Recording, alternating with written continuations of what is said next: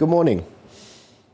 There was once a king who loved falcons. He loved to sit on his royal balcony and watch with a satisfied smile as the majestic birds soared over his sprawling lands. He would follow their flight through his telescope and smile contentedly to himself for hours on end. Now, one day, a visiting dignitary brought him a gift.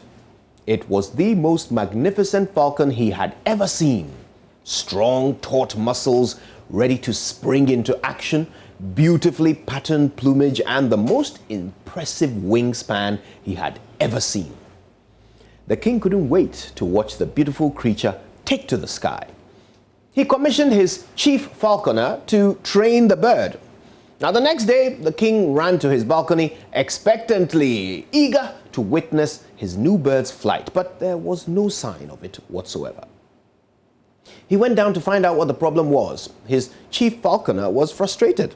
"Sire, we have tried everything, but the bird simply will not budge from its branch." The king brought in animal experts from across the kingdom, but none of them could make the falcon fly. It just sat there, clinging to its perch with its powerful talons, moving not an inch. The miffed monarch announced a reward of 1 sack of gold to the person who could make his falcon fly.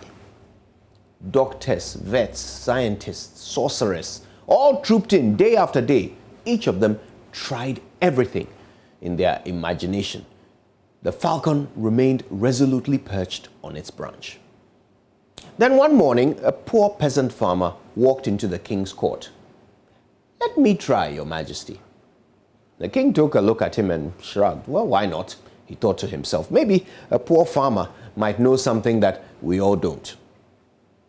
The following morning, the king was woken by the loud, majestic cries of a falcon.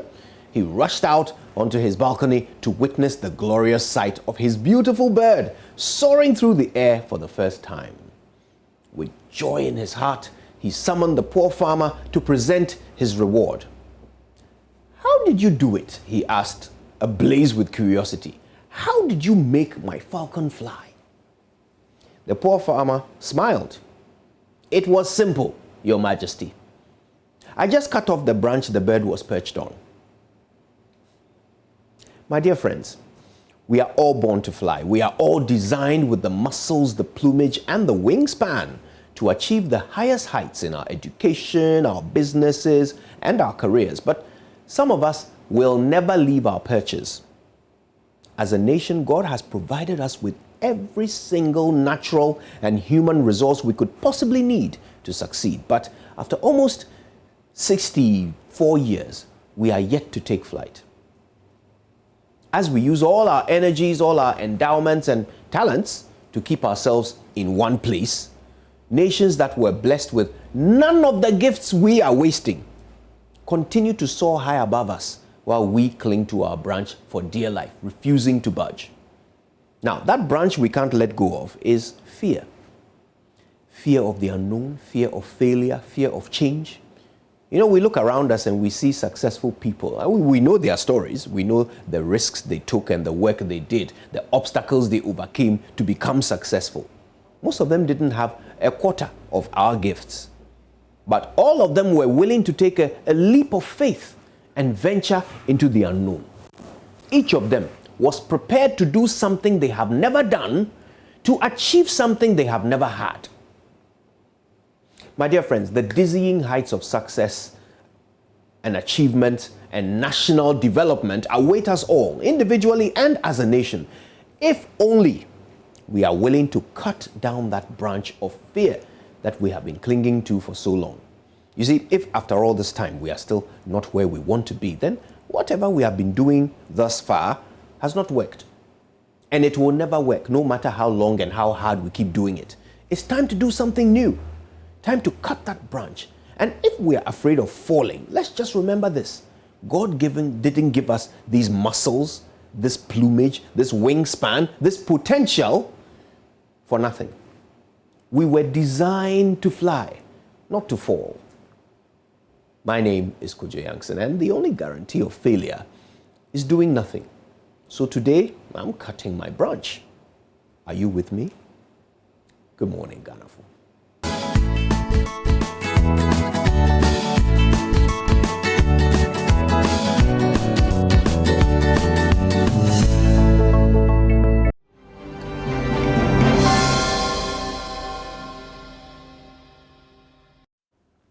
Welcome on the AM News. Let's start from the political front, where Majority Leader and Minister for Parliamentary Affairs, Osei Mensah-Bonsu, says the Speaker of Parliament has no power to block approval of the 2021 budget over cuts in the estimates for the legislature and judiciary. Alban Bagbin had vowed to resist any attempt by the presidency to slash the funding amount requested by the two arms of government and warned the committees considering the estimates against approving the slashed budgets, adding that he would not forward the appropriation bill to the president for his assent. Speaking exclusively with JoyNews' Kwesi Parker-Wilson, Osei Mensah-Bonsu said the matter could have been better handled by the Speaker. The Speaker would not have, if I have to be blunt, he wouldn't have the authority to do that. But I'm saying that if there is a misunderstanding, we can resolve it without escalating the misunderstanding. So for now, you're sure that after all, I'm sure. And we just need to have further discussion on this. The Speaker meant well for Parliament. I would maybe disagree with how he communicated, but I want to believe that he means well for us to grow Parliament together. I think he related to two things. One, he said, had to do with the communication that the Secretary to the President had written, not, as it were, at the instance of the President. He said he himself has signed the letter. Yeah, he signed it, yeah. Yes, but that has been the practice.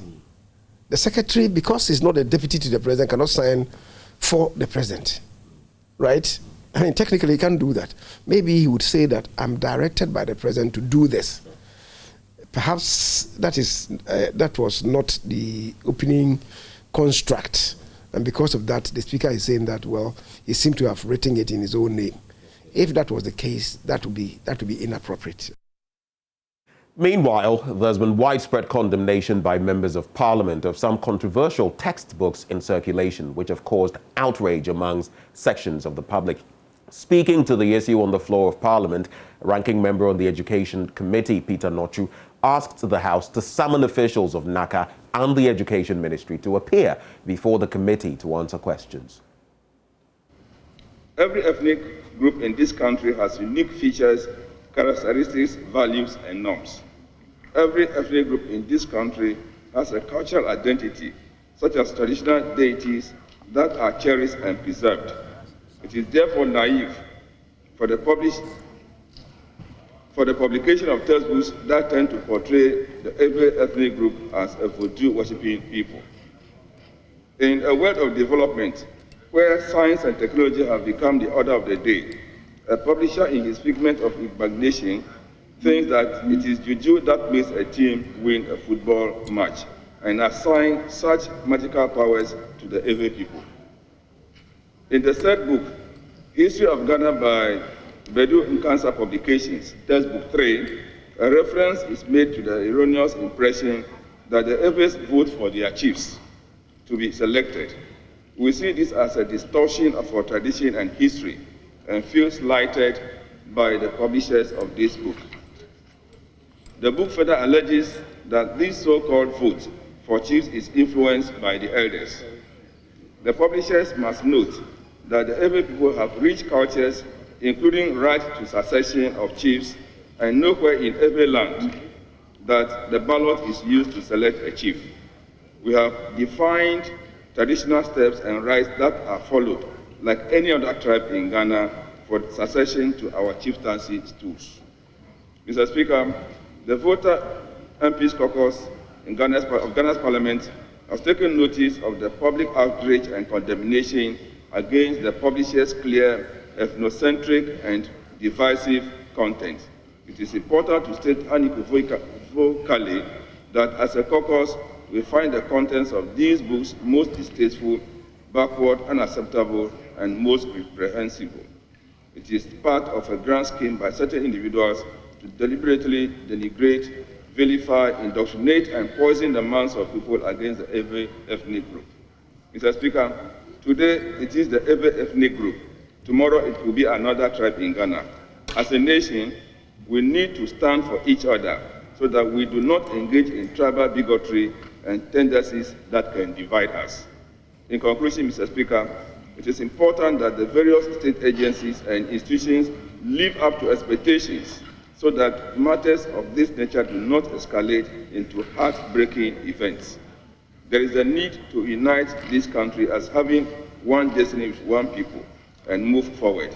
We therefore call for the immediate withdrawal of these books from our schools and bookshops by the Ministry of Education, and the publishers are made to suffer the necessary sanctions to serve as deterrents to others. Now, the Bono East Regional Police Command has commenced investigations into the murder of a top Muslim cleric with the Tijaniya sect who was shot and killed by suspected robbers at about 7 p.m. Tuesday on the Abromasi Road near Yeji in the Pru East District. Correspondent Anas Sabit has been speaking with the Regional Police Commander DCOP Esumadu Ochredakon and has filed the following report. Bono East Regional Police Commander DCOP Esumadu Ochredakon narrates to JoyNews how the late Muslim cleric Kalamul Faida Sheikh Ali Abdullahi Mekano was shot and killed by suspected armed robbers on the Abromasi Road. We had a report from Yeji police that last night about 8:30, one man called Abdul Mumuni, he came to the station there with a report that at about 7 p.m. he was traveling with the victim on a motorbike from a village called Kajevu towards Yeji. And they got to a section of the road where they saw that some people had emerged from the bush and then fired at them. According to Momoni, he actually was able to escape, leaving behind the victims. So he rushed to the station. Police accompanied him to the point where he claimed they had been shot at, and they found the victim who had sustained a gunshot on the right leg, and he was actually dead. So they took him and brought him to the EIG government hospital for preservation. The Regional Police Command has, however, commenced investigations into the matter and assures the family and the public that the perpetrators will be brought to book. We have started investigation. We have been, after we brought the body to the morgue at Yeji Hospital, the police went back to the scene looking for pieces of evidence. And we have started talking to informants for possible clues that can help us arrest the suspects. DCOP Ochredakon called on the bereaved family and the general public to remain calm as the police increases surveillance on the major road networks within the region. We want to tell the general public, including the family, that we are doing our best. We are working around the clock to get the perpetrators arrested. We have also increased patrols on that road, and we have put on these roads more snap checkpoints. Yes, we are also doing escort of some vehicles. So the measures are in place, and we are hoping that we achieve our goal of reducing robbery incidents to the barest minimum in the region. Reporting for JoyNews, Anas Sabit, Tichiman. And on our final story, help has come for residents of Chamba in the Nanumba North Municipality of the Northern Region whose properties were destroyed by a rainstorm a few weeks ago. The storm destroyed more than 500 houses, pulled down electricity poles, plunging the area into total darkness and disrupting water supply. The National Disaster Management Organization has presented some relief items to the people of Chamba to ease their plight. Here's a report by Martina Bugri. A team from NADMO was at Chamba to present some relief items to the residents. It included 350 packets of roofing sheets, rice, oil, mattresses, bales of used clothes, among others. Presenting the 2 trucks load of items, the Director General of NADMO, Eric Nana Ajiman-Prempeh, said, "It has never happened before in the history of this country that a single community suffered disaster this magnitude like it did in Chamba." He said this attracted the attention of the President, who personally showed interest that enough relief was mobilized for the people. Assessment, and we received a report in Accra. The MP has collaborated with the government and NADMO, and today we are here to present relief items to the people of Nanunbano. The President directed that a lot of relief items should be given to them, especially roofing sheets, because most of the affected people are suffering from the fact that their roofs were ripped out. When we were here in February, the MP on his own donated 175 packets of roofing sheets. And today, the President directed that I present 350 packets of roofing sheets together with other food and non-food items to the people of Chamba and other serving communities in the Nanumba North District. There's no reason. Every disaster is a disaster. The President is responsible for everything in this country. And therefore, when some disasters get to some magnitude, the President personally showed interest. And you know what happened here has never happened to only one municipality before. For only one community, 548 houses, Chamba here alone. That is not to mention the other communities. So the President, when it becomes big like that, he has to show interest as Chairman of National Security Council and Commander-in-Chief of the Ghana Armed Forces. Nana Ajiman-Prempeh said disasters, though natural, sometimes are preventable, and charged the people to develop a maintenance culture. You know very well that one problem is that in the northern part of the country, we don't have much trees. So when there's a windstorm, it's difficult to prevent. Another thing is that personally, the individuals on their own should inculcate the culture of maintenance, especially at this time, that they must do some kind of checking their roofing in times like this.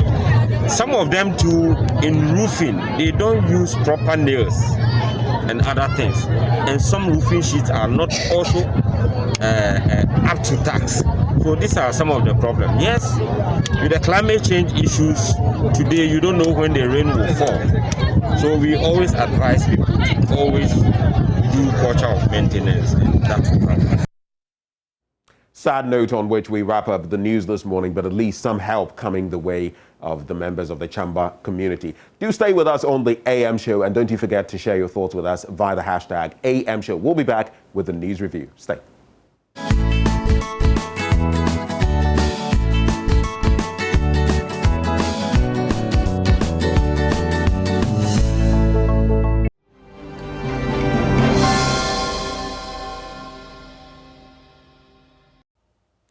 Well, welcome aboard the news review segment of the show. And as you can see in the backdrop, today we're focusing on the vaccines, AstraZeneca as we use it in this country. And, you know, we're addressing your many questions, your concerns. We want to inform, basically, so that you're up to speed on what to expect. But, Mama V, we hear now that this B1 variant of the virus is now making the rounds in Ghana, supposedly tied to Morocco, and I don't know, yeah, good reason for you to go get that vaccine jab. Absolutely.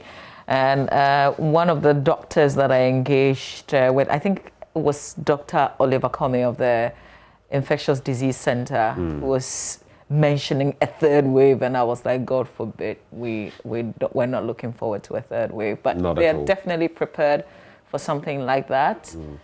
So Charlie, this thing is not done. You know, it's kind of ready or not, here I come. You remember that song by the Fugees? Whether we are ready or not, with some of what we are seeing now, this was first identified in Morocco and Algeria, and it's been linked to increased transmissibility. Now, one thing I noticed, as the virus keeps mutating, it gets more deadly. The UK variant, the South African variant, now we have this B1 variant. It's more transmissible, more dangerous to your system. So, best thing, get that jab like I have. Stay safe, like Mama V has as well. If you have the opportunity, because we know that they're still rolling it out, and that's what we will be learning today, exactly how the Ghana Health Service is going about this. When would you know that it is your turn to take the jab, for instance? We'll ask all these questions. Fortunately, we're going to the Malamata clinic this morning to have that conversation, and there will be persons coming there to take their vaccination. So lots of everyday questions that we're all asking, especially when some countries in Europe have concerns with the AstraZeneca. What have we discovered? For instance, the black clots, the FDA, the last time we checked, they said they had not recorded any incident like that. But has something changed? Has it changed? Yes. And even if not blood clotting, has there been any reaction? Because it's not only supposedly blood clotting that may be tied to it. In fact, when you go to these centers, they tell you if you experience headaches, severe headaches, if you feel weak or if you feel feverish, these are some of the reactions. What have your reactions been as you've taken the jab? And some people I've met also ask you, oh, I've taken the first jab, but I really don't know when the next one is. All of these will be answered this morning. We pay very little attention, I realize, with the card that because if you look at the card, the details are there. And also the other thing is, if you took AstraZeneca, if you open the card, they've written the details of the specific vaccine that you got. I think the batch number or something is there. Is the same kind of vaccine that you took. Otherwise, you have to go through the process again. And they've given also the dates when you have to return, because we know that it's within 8 to 12 weeks. And so these are things that we have to begin to draw our minds to. And I do hope and pray that you haven't lost that card. I hope that you haven't lost the card. So I missed the next shot. What we can all do to help ourselves is just take your phone and take a picture of that information aspects. It's the first thing I did, because I realized that, I told you it was lodged in the pocket of one of my, it still is there. So I know that it's in one of them, but I immediately took a shot. That's what I do now with paper or any kind of information I might lose, because you just might. When you take the shot, send it to your email, send it to yourself, and send it to, if you've got a reliable person, you can also forward the information to them via mail as well, so that at least you know that you have it. I'm not saying go and lose your card. You should keep it. It's like your passport. So we'll have plenty of these conversations on the ground in the next hour. You've got to join us if you have a question that you want to ask. Before you dig into the papers, Mama, how playful were you as a child? Ooh, I don't think Do you remember that song? Obi ni ninia. Obi ni ninia. Omoshe. Atade kro. I didn't do a lot of that. You missed out. Yeah. And who's the? I don't think I missed out. Who's the DB here? Because sometimes you get and you. Who's the DB now? I don't think I missed out. I think it was just the environment, but it was okay. I told you. But anyway, both of us rocking the colors this morning. It's Ghana month, so we're doing our thing today. I've gone up north doing my. And so Auntie B of Smart Tailoring makes my clothes. Everything I wear, even when it looks already made, she makes them. And she knows you that well. Oh yeah. And these are like the new sets that she brought, and I realized that she's trying to put the Ghana month in there somehow. So yeah. I need to get in touch with her. Does she do men's clothing as well? Pastor King does. So Pastor King does the men's, and Auntie B will do for the ladies. Pastor King, I hope you are watching us this morning. My book him a slot, Dada. Yeah, he's gonna make the finishing is fantastic. You will love it. Okay, let's dig into the news. Oh no, but this one is facts. This is fact. I have the Ghanaian Times, the Business Finder, Daily Guide, and the BNFT. What do you have, Mama? The Daily Graphic newspaper. I think I'll do the Daily Dispatch and the Daily Statesman. Okay. Yeah. Let's start with the Ghanaian Times. Today, it's my favorite. I've taken it.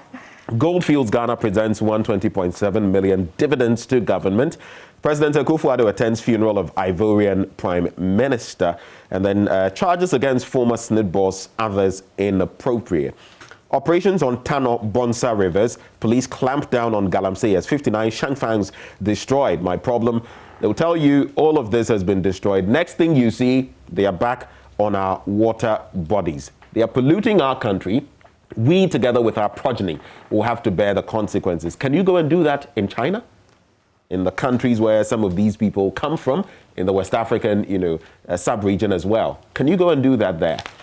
Anyway, this one on page 3, driver sets room ablaze, attempts suicide. What's going on in the system? I mean, a lot of people, we had the one from yesterday, and it's tied to the story, of course, but we're getting a lot of these incidents, and you ask, what is happening? Then there's Supreme Court rules on Saul application to overturn decision. I'm talking about the Santo Kofi Akpafu, Likpe, and Lolobi situation right there. On the international front, that's what you get on page 5 of the paper. Fight at Nigeria's school over Muslim head coverings. It's become an issue. Libya arms embargo totally ineffective, that's according to the UN. And gunmen kill at least 58 civilians in attack on Niger convoy. Again, we can now move on to other stories. And on page 7, EPI receives 1,000 reports of COVID-19 vaccination reactions. And Upper Dix Cove, Paramount Chief appeals to President to intervene in disputes. We all saw what happened and how people were brutally beaten. On page 11, NPP flag bearership. I see no wrong with people declaring intent now. That's according to Obiri Buahin. But there have been suggestions that the Agric minister, for example, could soon be losing his job. You'll be finding out why as we dig into other papers. In the middle spread, we have Ghana assures Libya of support to restore peace.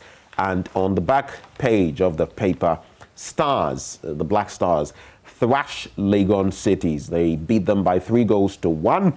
And is it Asamoah Gyan's Legon City? Yes, Asamoah Gyan's Legon City. You know, he's not played for a while. Yeah, I think the last time I heard the coach say that he's back in training, and if he's in good form, then we would see him do his thing on the pitch. After taking how much? Was it $1 million? It's been disappointing, isn't it? If he's in good form. Wait, what kind of form was he in when they signed him up? What kind of, these teams, especially in the West, you go through rigorous, what do you call it? Tests, physical tests and all of that before you... I think they didn't just sign him on because of his on-pitch performance. I don't think that was it. I think it was also the whole clouds, attention, the persona to get attention. The fact that Asamoah Gyan, and I guess for a while they did get that kind of attention. I don't know if we still remember them. Well, yeah, we do, because when you said Legon cities, I said Asamoah Gyan's Legon cities. Yeah, so they've achieved something, haven't they? Just by signing him on. Yeah. Anyway, so Kotoko striker, I have to mention, Kwame Opoku, who is on his way to Algeria side USM Alger, opened the scoring for the Black Stars after 25 minutes. We don't know him. Well, you know him now. And then some minutes later, after Mubarak Wakaso doubled the lead, former Ghana captain and City's player Asamoah Gyan was introduced into the game, and moments later was presented with a huge opportunity to reduce the deficit, but blew it off in the box.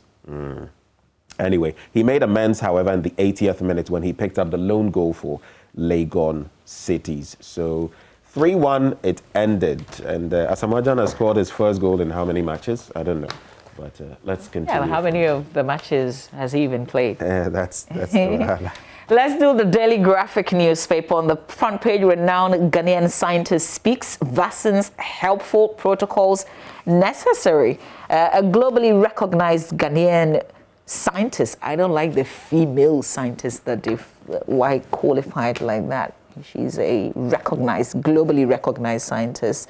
and she's enjoined the people not to relegate or replace the COVID-19 preventive protocols with vaccines, but continue to strictly adhere to the safety protocols. That's Professor Isabella Kwachi, and she's on the front page of the paper this morning. And here's a quote: "Until there is full understanding of the virus, we should hold dear the safety protocols." She's a professor of immunology and parasitology, health researcher and public health practitioner. Wow, that's extensive. This is deep, actually. You might want to read everything that she's had to say on this in the paper today. Also, 6 drowned in Volta Lake. Details of that story is on page 16 of the paper. It says 6 persons made up of 4 females and 2 males drowned when the canoe in which they were traveling on the Volta Lake capsized in a village in the Biakoya district in the Oti region last Tuesday. 4 others managed to swim to safety. One of the victims was identified as Evelyn Gadago, a Form 3 student of the KGB Asato Senior High School. Report indicates that she was on her way home from her okra farm on the other side of the lake. This is absolutely unfortunate. And then charges against Ernest Thompson, 4 others not sufficient, according to the Supreme Court. And I'll give you a background to the story. Remember, sometime in 2010, in June to be specific, SNIT initiated the $34 million OBS project to use information and communication technology to revamp its operations to enable it to provide a state-of-the-art pension administration system in the country. Well, I'm sure you do remember, because we made a lot of noise about this, as always, when we discovered how much was involved in this project. Now, it is the case of the prosecution that between September 2013 and September 2016, the 5 accused persons, I'll give you their names, that's a former Director General of the Social Security and National Insurance Trusts, Ernest Thompson, and 4 others. Let's see if I can give you their names as well. Let me finish with the background. I'll come back and continue with the names of the others. Well, they use, according to the prosecution, on this matter, the 5 accused persons engaged in various illegalities that caused financial loss to the state in relation to the said project. The contract sum, the prosecution said, also ballooned from $34 million to over $66 million, even though the OBS system failed to perform efficiently as the project contract had envisaged. So we've been on this for a while in terms of prosecuting this matter. Just yesterday, in the unanimous decision, a 5-member panel of the Supreme Court, presided over by Justice Yawapao, held that the Attorney General failed to provide sufficient particulars of offense to the charges leveled against the 5 individuals. It said the failure by the AG to provide sufficient particulars meant the charges did not meet the constitutional requirements of fair trial as stipulated by Article 19(2) of the 1992 Constitution. And so they have nothing to answer, basically. And that's where we are with this matter. After dragging this and going back and forth, different court decisions, the Supreme Court has spoken. So we are not sure if the AG would come back again, with a more specified offense, something that qualifies by the terms of the law. Then otherwise, you know what it is. We make a lot of noise, we say things, we accuse people, but in the end, we can't prove.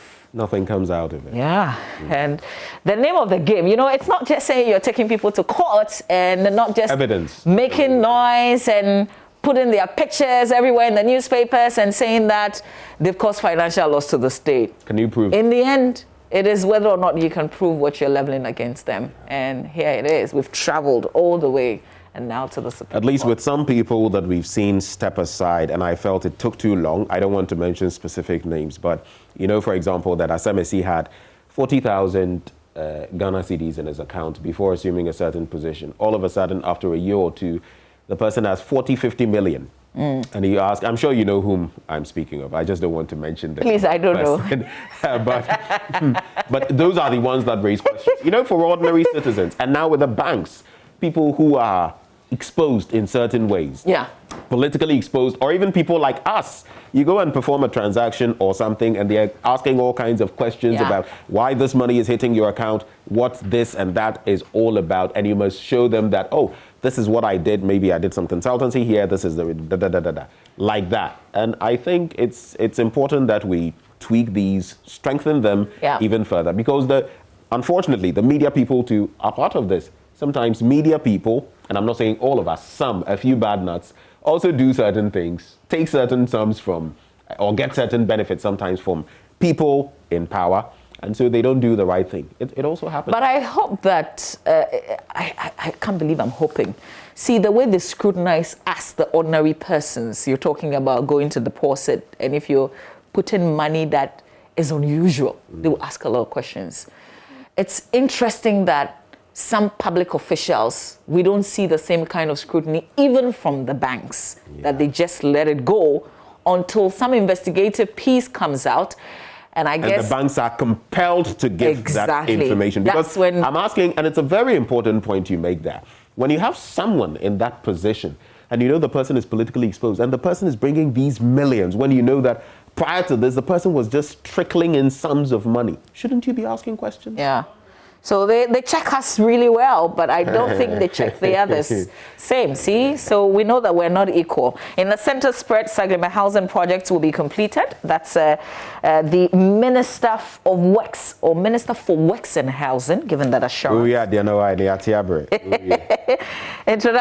are Saglima housing, yes. Introduction of new taxes. When did it become my Saglima housing? I'm passionate about it. But it's not just this appeal. It's not just this one. There are some dating back to Kufuor that have still not been completed. True. It's terrible. Yeah. I feel you. Professor Ofori Brinkrang, elected Pro Vice Chancellor, University of Education, Winneba. Okay, he's been re-elected after I guess we know how he came into the picture in the first place, but he's been re-elected as Pro Vice Chancellor of the University of Education, Winneba. There was a vote. He actually polled quite a bit, 326 votes as against 203 and 20 by Professor Emmanuel Obed Akwa and Professor Victor Samlafo, respectively. But it's the other matters. Sometimes we move on, you know. I feel like nothing even happened in the first place, that it's always been this smooth. Back page, police raid illegal on-street car dealers at Tesano. Oh, okay. So a team from the Tesano Division of the Motor Traffic and Transport Departments of the Ghana Police Service and the National Road Safety Authority conducted a swoop yesterday on car dealers who were operating illegally along the residential streets in Tesano. That's very brave, because they've turned some of the streets in the community into sales points for used vehicles. Also accused of taking advantage of the presence of registered garages located in the area. Oh, okay, including the Georgia. So you would think that it's for one of those dealers, but they're actually not registered, and they're just selling in those very nice neighborhoods. And then man sets fiancé's room on fire, killing son. This is the bad stepfather I mentioned yesterday, and it is bizarre. It is not normal, like it's very abnormal for a man to deliberately, according to the narration, and I guess it's only investigations that will prove if this is how things turn out. But if it turns out to be true, then this will be not unfortunate at all. It's just like weird, you know, because things like this don't happen. You know, when you say for instance, abnormal, where the woman says, sorry, that he actually soaked the blankets in fuel. So this is something that he wanted to do according to the narration that's been given. That's why I said, like, this is really not. So it's premeditated, and usually with such people, yes, we would say what we're saying, abnormal, and we often forget, if it's outside of the norm, what checks are we running to find out what the state of mind of this person is? I mean, I'm not saying that, but usually, in other parts of the world, the mental state of this person would be properly analyzed. And oftentimes you may find that maybe the person is not as, so to speak, as sane as we would imagine. A sane person doesn't go about doing some of these things. A lot of people who perpetrate these have some psychological problems. Unfortunately, I remember there was a time when a gentleman, I think, he was beheading other members of his family. He beheaded, was it mom, dad, some others, before he was apprehended. The person had mental issues. So sometimes we should also open our eyes to some of these things before it gets to this point. I'm not blaming anybody, but I'm saying that we need help in that area. Yeah. I think that sometimes we also tolerate so much. You know, when the things are coming up in little bits, we tolerate, and then you see it comes back, boom, now he sets a whole house on fire, a whole human being, a child on fire. Now we're screaming, now we're hearing all the backstory, that he's been abusing the children and that kind of, why are we now hearing about it? Why are we now making noise? Did it have to get to the point where he killed some of them before we realized there was something somewhere? Yeah. Anyway, so let's move on to the Business Finder newspaper. Domesticate economy, and we should be wrapping up shortly. Domesticate economy to help control deficit and debt accumulation. On that story, which is actually on page 2, the Ministry of Finance has been told that it must lead an ambitious domestication of the economy through strategic resource allocation to boost local production and increase employment and income. Economist and senior lecturer at the Ghana Institute of Public Administration, Dr. Razio Obengokong, has advised. He's spoken about funding COVID-19 programs from internal sources, supporting SMEs, opting for quantitative easing.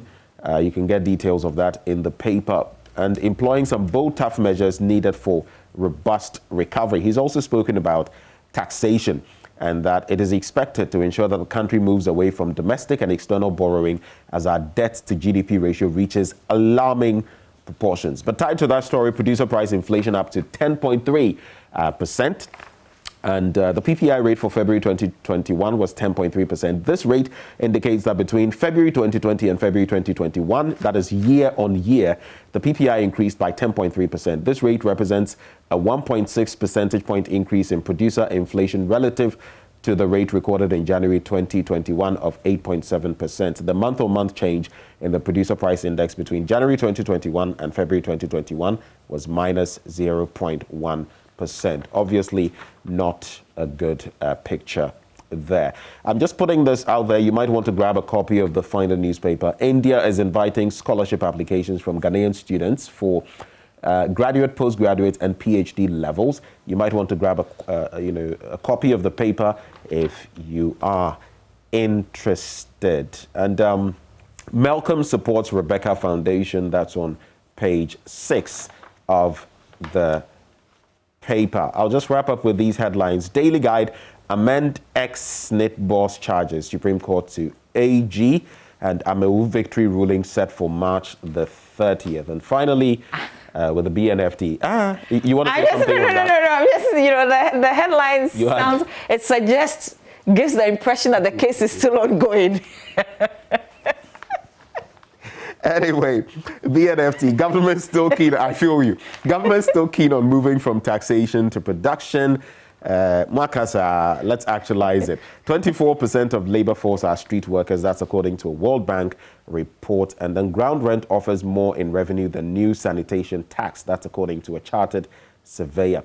So that's it for me with the papers this morning. The Daily Dispatch newspaper up next. Yesterday, they did the story about the president's friend. You know who the president's friend is? Is it the agriculture? Friend? No, this is a different story. The president's friend, the Minister of Food and Agriculture, saying that he's going to run for 2024. Apparently, he met some NPP members in the Ashanti region where he's alleged to have said that the administration had neglected fixing the Ashanti roads. Well, amongst other things, the paper is suggesting, because they say that from close sources of the presidency, they've heard that he's going to be sacked. He's been given the option. Resign or you're going to be sacked. That's what the paper is saying. I guess the question was, Doc, what's say? What's it say? What now what's it say? Missy Hebrews. And I will say Akrana Yanyo. Okay, anyway. So No, but that's Mama V. Yes. The other side of this would be sad. Are we trying to say that we can't criticize an administration because we are part of it? Supposedly, if he did say that. And are we also saying that there are sacred cows and some people can and others can't? What is this? Is this not... This is a party that try and win an election. Try and win a presidential election and come again. The party says it tolerates everybody. It is the party for. So if I come out and say I want to stand for the presidency in 4 years' time, what's the wahala? Well, it still remains an allegation. We were not at that supposed meeting, Okay. so Yes, if it is confirmed, then we would, yeah. We shall hear it. Okay, so that's the story that I'll pick from the Daily Dispatch newspaper. Yeah. Oh, but then there's also Nano Ibrahim, who is the Deputy General Secretary of the NPP, who says that he sees no wrong with people declaring intent for now, as in intent to want to be. And I agree with that. Flag bearer of the party and presidential candidate. All right, okay. You're going to say? I'm in total agreement. Okay. I think it's free for all. Everybody should. In recent times, I think it was Dr. Clement Apak who was talking about GM coming back in 2024 and all of that, and why it stands to reason they don't have anyone with a sort of clout, with a sort of following that JM has, and this and that and that. That is up to them. They should just allow other people who want to compete or take him on to also do so. That's it. I think it should be free for all. Okay, I'm through with the papers I have. So am I. All right. I'm through with mine as well. I didn't know whether... I think one more paper I didn't do. That's the Daily Statesman newspaper. Battle for NDC so heightens. Mahama Khan pursues Mills boys in quotes. And those two gentlemen, Alote Jacobs and Koku Anyedeho. Akufo-Addo is second best president ever, says World War veteran. It's also another story in the paper today. You can check the details out. We're going to spend the... Let's do myjoyonline.com. Yeah, the last minute that we have. We're stealing that time, by the way, to go through myjoyonline.com. If you open the page, you'd see that the lead story is, I can't hand over what was not handed to me. Domalovo replies, Audit Service Board. Listen. Mama V, but how do I leave for over 8 months? And when I was leaving, though it was on such short notice, I gave some sort of handing over notes, though the notice was short. Then after 8 months, after some months, then you extended it. After 8 months, I come back, I don't even spend a day.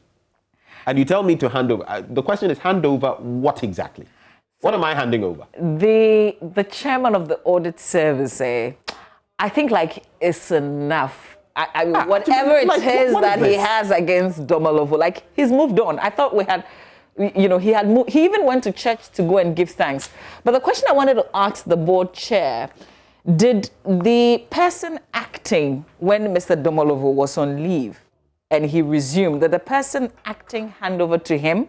And that is what Domelevo mentions I mean, you may call it petty. I think the banter between them has been very petty, both sides, Audit Service and Domelevo. I think the board should be mature. That's why he says maybe you should have the stand-in person who is now being put there permanently till a substantive one is found. Have that person hand over to me, and then I'll hand over back. I mean, it makes some sense, doesn't it? Nothing has been handed over. I come for half a day and you tell me to hand over. Hand over what? The good old Professor Edward Diageman.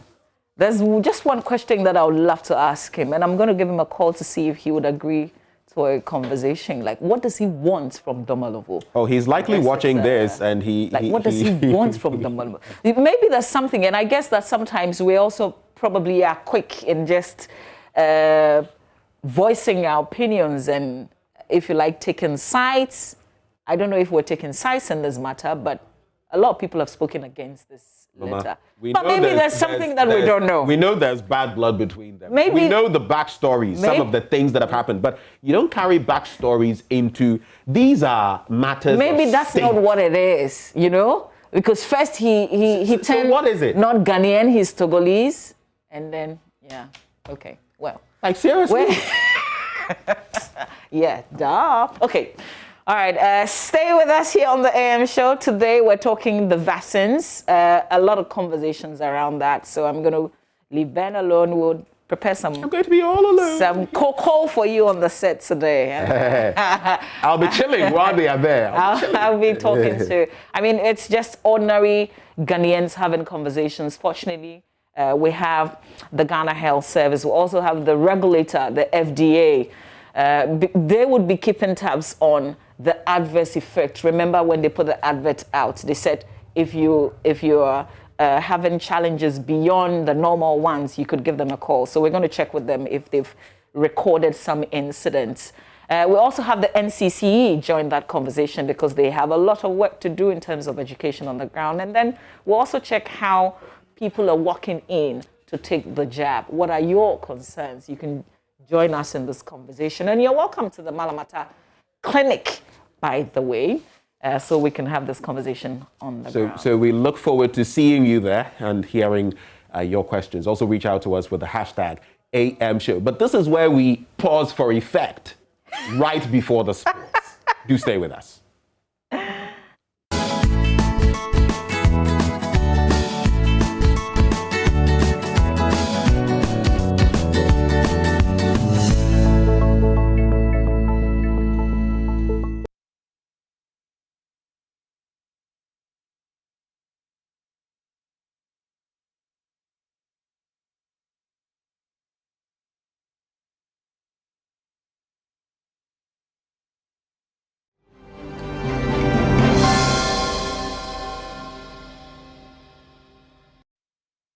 Hello, good morning and welcome to the AM Sports with me, Oreku Ampofo. We certainly do have a lot in store for you, and we'll be showing you highlights of the Champions League games. We did see Chelsea go past Atletico Madrid as well. But before we do show you those games, we have a feature for you which has to do with the most valuable player at the just ended Under-20 Cup of Nations, and his name was Fatau Isahaku. He says that receiving an invitation to join the Black Stars camp was beyond his wildest imagination. The Steadfast FC forward was put into the Black Stars team by head coach CK Akono and could possibly make his debut for the national team at 17 years and following the footsteps of Ghanaian football greats, including three-time African Footballer of the Year Abedi Pele and then current Black Stars captain Andrea Yu as well, among others. Joy Sports George Adu Jr. has been speaking to Fatau.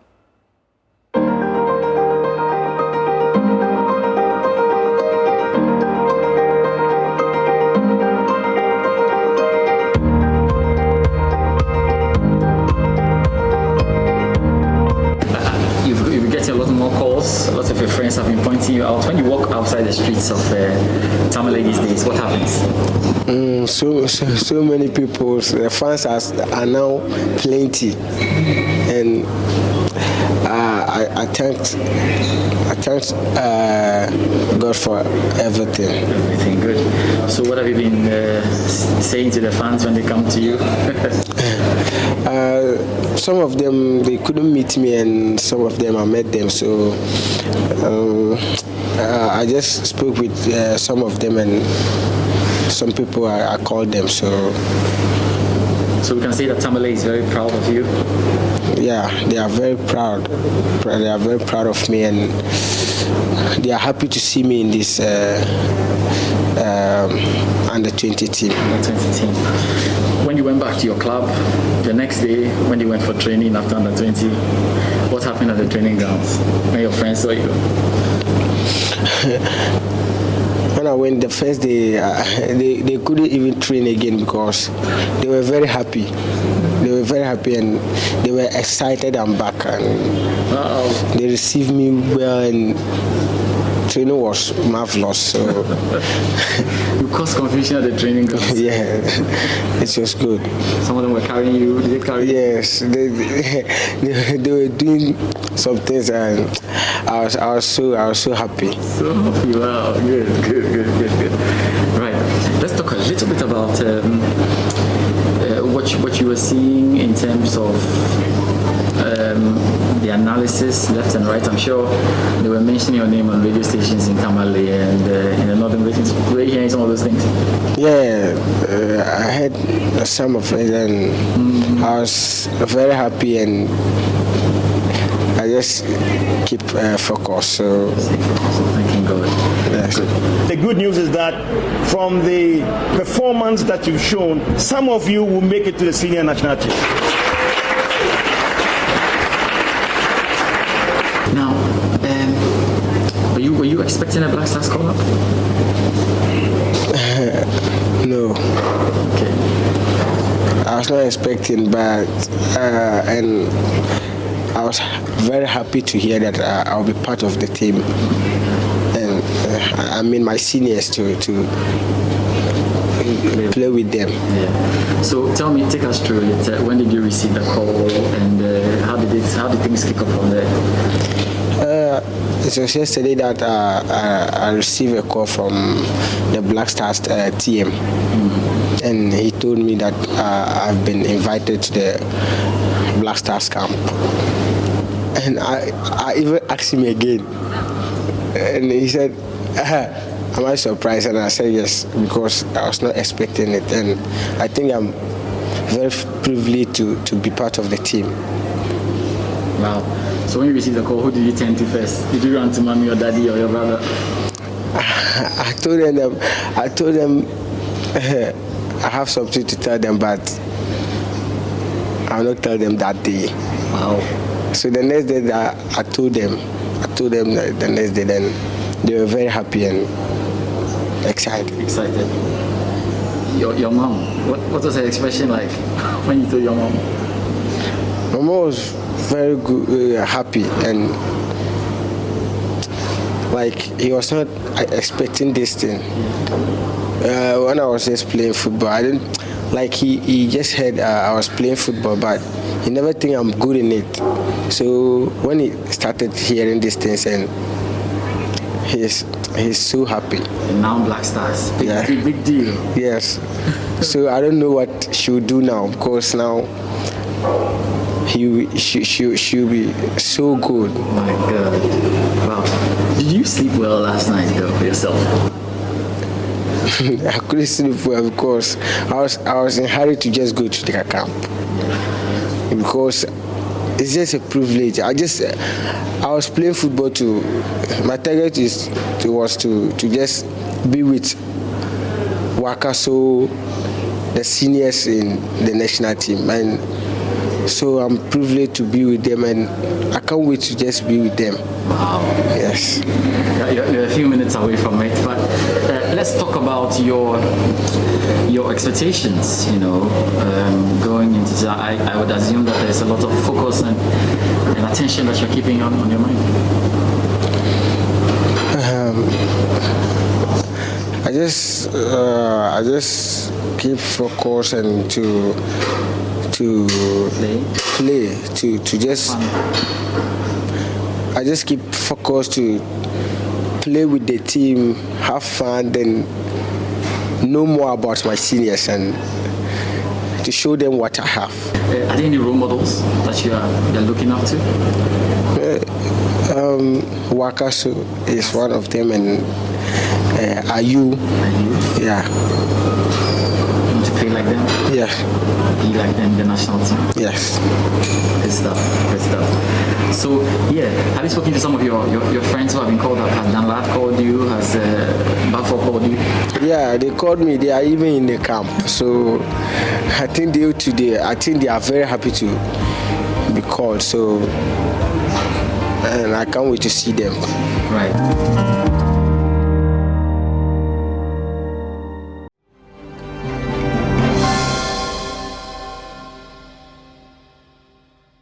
Welcome back on the AM show, and as you can see in the background, it's all about the vaccine rollout. Shortly, we'll be connecting to the Malata clinic where Mama Viosu Abwaje is together with the team. A lot going down there. Whatever questions you have, do pipe them through #AM show. Mama Viosu Abwaje, if you can hear me, please take it away with regard to what we're coming through with at the Malata clinic. of educating, making noise, and encouraging people to go forward and take the jab. Thank you for being here as well. Good morning. Also, Mr. George Sabla is Head of Safety Monitoring Department, the Food and Drugs Authority. Good morning, and thank you for being here, George. Thank you. So I'd like to probably start with you.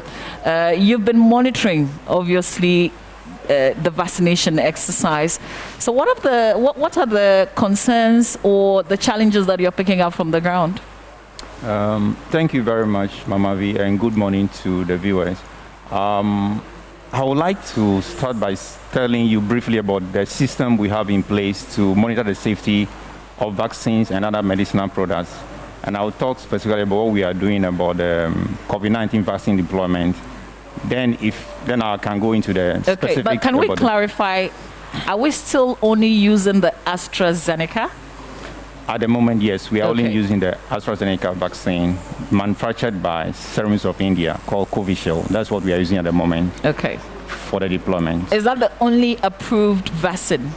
The FDA approved 2 vaccines. The Covishield from Serum of India, that using the same technology from AstraZeneca, and also Sputnik V from Russia. So these are the 2 approved COVID-19 vaccines at the moment.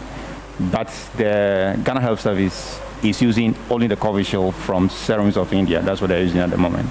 Is there a reason we haven't started using the Russian one yet? At the moment, what is happening that the vaccines that the Ghana Health Service received came from the COVAX facility. I'm sure Dr. Achedu will talk about that in detail. All right. And that is what we are using now. Okay. So as and when the Ghana Health Service decide to get from other sources, maybe the Sputnik V will come into play. Okay. Yeah. Okay, so go ahead and take us through the system that you've set up. Okay, so first of all, I can say with all humility and without any fear of contradiction that the safety monitoring we have in place in Ghana to monitor the safety of vaccines and other medicine products is one of the best in the world. What am I saying this? Between 2019 and 2020, WHO reviewed our system for about 2 years, and they came to the conclusion that our system is operating at maturity level 4. Maturity level 4 simply means that the system is operating at an advanced level with only room for improvement. So our system can be compared to anywhere in this world. And then we've had experience in monitoring the safety of vaccines over the years. Ghana was the first country to introduce rotavirus vaccines and Mpox vaccine to the immunization program, and that was done effectively well. And currently, we are monitoring the safety of malaria vaccine that has been piloted in 7 regions in Ghana. We've done that for about 2 years without any safety concerns, and Ghana's data is coming out as one of the best compared to the 2 other African countries that are doing this. So we've had experience, and we are also RCO. RCO means we are regulatory center of excellence for other regulators. So we have other regulators coming to Ghana to benchmark with our system and learn what we are doing in Ghana. And specifically for COVID-19 vaccine deployment, what we are doing is that we have a proactive system to collect data from different sources. So the first system is that we do what we call the enhanced spontaneous reporting system. We already have a system where healthcare workers and patients can report side effects of their medicine and vaccine to the FDA. What we have done before the deployment is that we train health workers from the regional level to the facility level, and also volunteers who are given the vaccine, including people from NCC, on how to communicate and safety issues around the vaccine. Okay. So we more like improve the already existing system so that we can receive any safety issues from the deployment.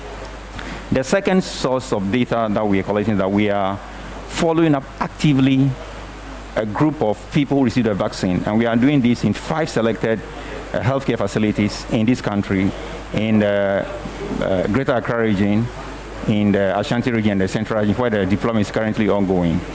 And what we do is that in case we don't receive reports from our spontaneous reporting system, we will get reports. So these people, we follow them actively. There are health workers that are trained in these centers to call them daily. If they call, they don't pick their phone, they go to their homes and find out if you have any adverse events or any side effect from the vaccine that is given to you. And the third source of our data is that the manufacturer is required by law to submit to us frequently the number of side effects that they have received all over the world. So the manufacturer of the vaccine we are using in Ghana, like I said, is Serum of India. So we received 4 reports from them so far, and they give us the number of doses that they have deployed all over the world, the number of side effects that they have received from all over the world. Okay, so this is the Serum Institute in India? Yes. Okay.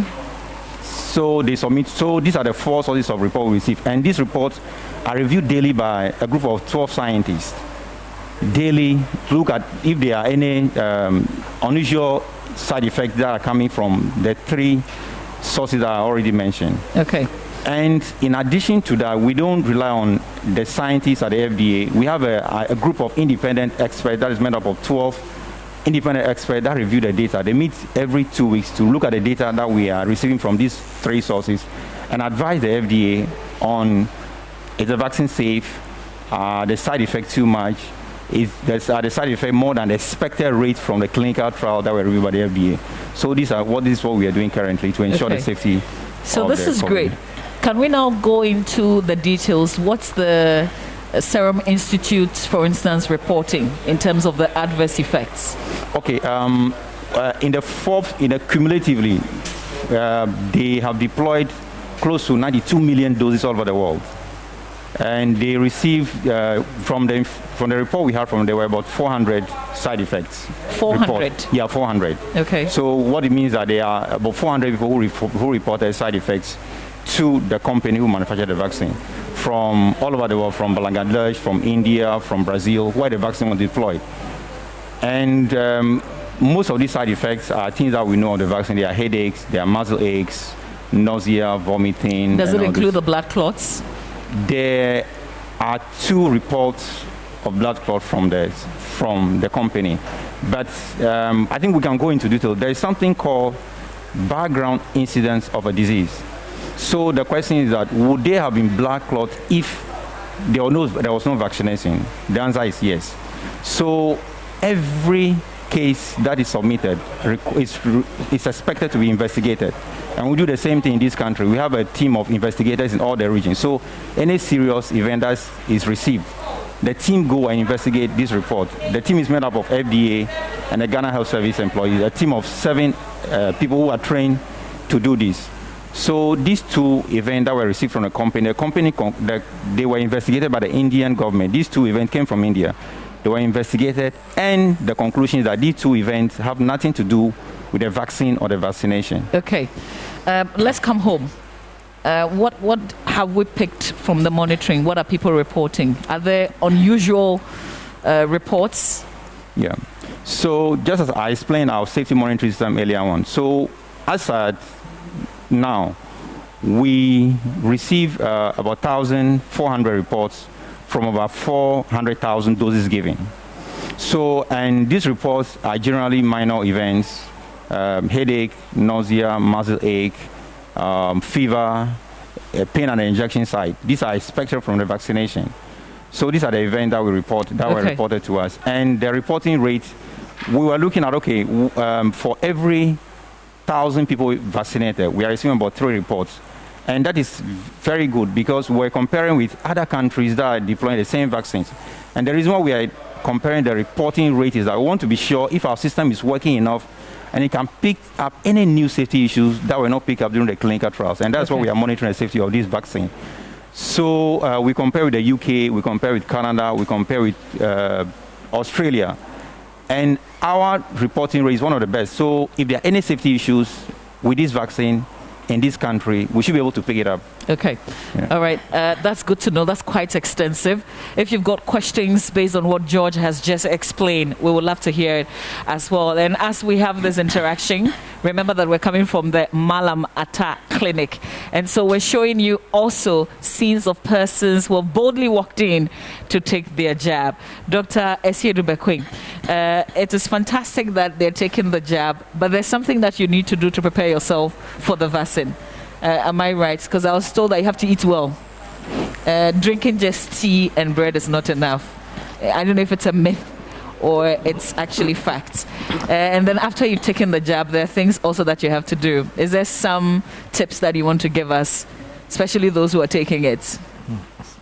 Thank you very much. So I think that They don't have any special ways of preparing yourself to take an injection. But because it's an injection, I mean, maybe it will be good that you eat. We are not saying go and eat any big food, but just something that you think that is okay for you. And then what I would say is that if you go through the process after taking the vaccine, we ask you to stay for some minutes so that we are able to be sure that you are fine after the process. So we don't have any particular ways that you need to prepare. What we want to say is that you don't need to take some particular medications before the vaccination. Somehow it can interfere with the immune response that we expect. So you just go your normal way to the place, and then you get your vaccine. And as has been said by George, there are very little adverse reactions or side effects that may occur. So if it occurs and is whatever it is, you can report to any health practitioner and to be taken care of. So far, I think that we've run almost 2 weeks. We think that things are going fine.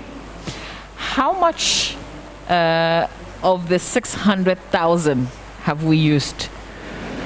Okay, so as let me say that the process it starts with registration, and then you do the vaccination itself, and then you are given the card. So when we started, we were a little bit of a challenge about getting the registration process done quite rapidly. So there's a bit of a slowdown. So what is happening is that as I speak now, as at 7 p.m. yesterday, we had vaccinated 449,171. But let me say that it's more because there are some numbers that are yet to be inputted into the database. So roughly maybe having this about 470,000 done. And this is across the country. You know, we are looking at Greater Accra, then Ashanti, and a little bit of Central. So Greater Accra too has done 250,000, and then Ashanti region has done 187,000, and Central has done a little over 11,000. So if you look at about 600,000 doses, then I think that we are about getting to the latter part of it, because we have a wasted rate of 5%. So it means that we are expecting maximum 570,000. So now you are looking at just a little over 100,000 doses left. Okay, so are you running out of the vaccines? You know, if you look at the approach that we use, you know, initially you open up several vaccination sites. And then after the first week, we try to narrow down into a few selected sites. So as we are here, Malamata is one of the sites. So what we're doing is that after the first phase, which is after using the 600,000, we go into a second phase, which will involve vaccinating specifically health workers across the country. Our approach was to target what we call the hotspots. So that's why we narrowed down on Greater Accra and Ashanti and then Central region. So we focus on 43 districts. But in terms of disease incidence, the highest group at risk is health workers. So we'll go beyond just the hotspots to now focus on health workers. And we want to do that starting from tomorrow. So all health workers in the remaining 13 regions will be vaccinated from tomorrow. Okay. Madam Afutu, let me ask, in terms of the role that you're playing in all this, help us understand, what's the NCCE doing? Thank you very much, and good morning to your viewers. In fact, we are playing a critical role in ensuring that we get a message of vaccination across the country. But before we did that, we were trained by the Ghana Health Service, Ghana Medical Association, and the Health Promotion Units. They trained our regional directors, head office directors, and then the district directors, and actually all staff of NCC have been trained on what the vaccine is, information about the vaccine, events to expect when you undertake the vaccine, and the processes of vaccine development, the benefit of vaccine, and other areas around the vaccines. So after the training, we also launch out to the field to ensure that we get the messages across to all Ghanaians to understand so that they can avail themselves to get vaccinated. But I must say that initially there was a bit of hesitancy because of myths that preceded the education. But I must say that now people understand the need to get the vaccine so that we can all help to fight the coronavirus. And people are ready, even in the regions where we haven't been yet, the 13 regions, people are ready to avail themselves when the vaccines are available. And even in the 3 endemic spots, that's the Greater Accra, Ashanti, and then the Ewutu Senya East and West. We had some of the places, Ewutu Senya East, like the Kaswa. I think they ran out of the vaccine. They had to call for some from the West and other areas. And we have information from the field where some churches are even ready to get their members vaccinated and all that. So I must say the sensitization has gone down well with Ghanaians. But as you expect, certainly we won't get everybody having to understand. So all that minority group will continue to engage to ensure that we get the messages across, because this is a pandemic that we are all fighting globally and even as a nation. So we are trying to get Ghanaians to help get the vaccine so that we can break the chain of spread and help contain the disease. And we are also telling them about the need to get vaccinated because it has a lot of benefits. Currently, some businesses have been closed down and all that due to COVID, that we need to observe the protocol. So if all of us help to ensure that we bring down the rate of infection and spread and death and all that, I mean, we all go about our normal duties. And our culture of making sure that we greet, we hug and all that, we can, life can return to normalcy. And it will depend on each and every Ghanaian. So we are leaving no stone unturned to ensure that we get to the nook and cranny of the country with the messages we received. And I think it has been, reception has been very high. Great. So let me ask, George, have you taken your jab? Yes, I did. Auntie Joyce? Yes, so I'll take it today. You take it today? Because we are arranging to have it at the head office so that we can get all staff vaccinated. But they haven't come yet, so I'll do that today right after. Okay. Yes, but we have some of the staff who have done it. And as they go around with the sensitization, some of them showed their card to encourage Ghanaians that no, we are not just asking people to vaccinate, but a lot of the staff have vaccinated and they are going about that. Yeah, I took mine on the 2nd. On the 2nd of March. Okay. I also took my, what's the date? That I think 2 weeks ago on a Friday, the 5th of March. I did because you put me in a certain category. So, so I got it. But did you have any adverse effects, George? No, I did not have any adverse effect. I keep telling people, it was like I didn't receive any vaccine. It's only when I, because I start to feel, okay, let me touch it and see if there's any pain. A little pain here, and after today is gone. So I didn't have any adverse effects now.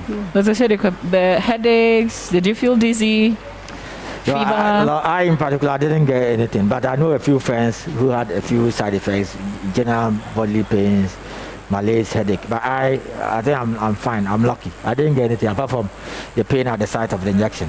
Okay, I guess my story is just like yours, but there are other people who reports of other things, and sometimes the narration is a bit scary.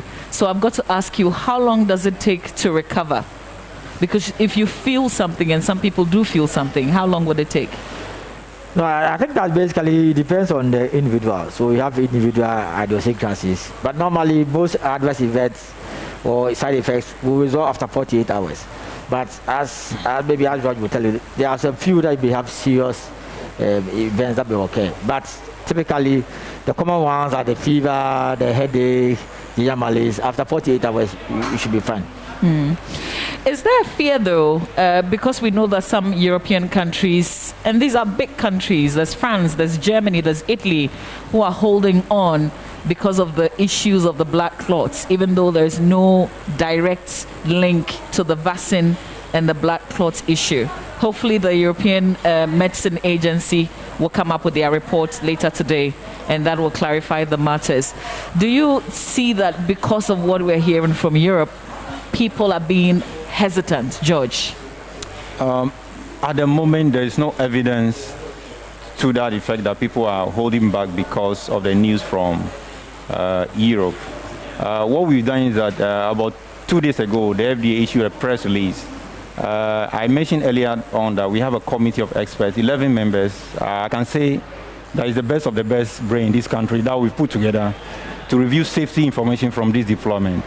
And the committee met and reviewed the data that we've had in Ghana about the 1,400 report that we received from the deployment.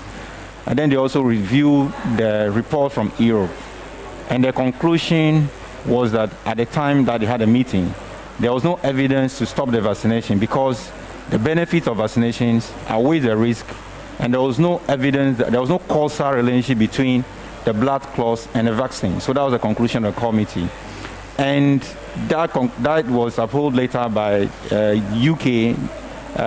The UK had given the largest number of AstraZeneca vaccine. They've given about 10 million doses as of today, and they are still giving it. So, and then India, like I said, the producers of the vaccine we are using, they've deployed more than 90 million doses all over the world, more than 40 million doses used in India. They are still using the vaccine. So the issue in Europe is not a major concern. And if you permit me to say that, I mentioned earlier on there is a background incidence of a disease. For instance, in the population without vaccination, would there be blood clots? The answer is yes, there will be blood clots. So when the European medicine came out, when the countries in Europe came out with this fact that there is some link, or there is the fact that people took the vaccine and they had blood clots. What are events? What we are discussing, anytime we receive a vaccine, whatever happened to you, whether there's a link between the events and the vaccination, you have to report it. So the blood clots, there may not be any link until they do what we call causality assessments to verify that there is a link between the event and the vaccination. Now, all the countries in Europe that had temporarily suspended vaccination, what they are saying is that, okay, the background rate of blood clots is lower in people who are receiving the vaccine compared to the general population without a vaccination. So as of now, there were about 22 blood clots in about 70 million people vaccinated in Europe and the UK. And they are telling us that without a vaccination, the rate of blood clots is about 1 in 1,000 persons per year. So if you look at the rates are far, far lower in the vaccinated group than the general population. So there is actually no causal link between the blood clots and the vaccination. So like you said, the PRAC, that's the Pharmacovigilance and Risk Assessment Group, will today issue a statement as to whether there is any causal link. But like I said, our committee has looked at it, and as of today, there is no evidence that there is any link between the blood clots and the vaccination. And as I said from the beginning of this conversation, there is overabundance of information, and some of these information could be false or true, and that's why it's crucial that we have conversations like the one that we're having. We're coming to you live from the Malam Atta Clinic. And you can reach us with your questions. Just get onto the Joy News Facebook page and post your questions there. You could direct your questions to the Ghana Health Service, to the NCCE, to the FDA.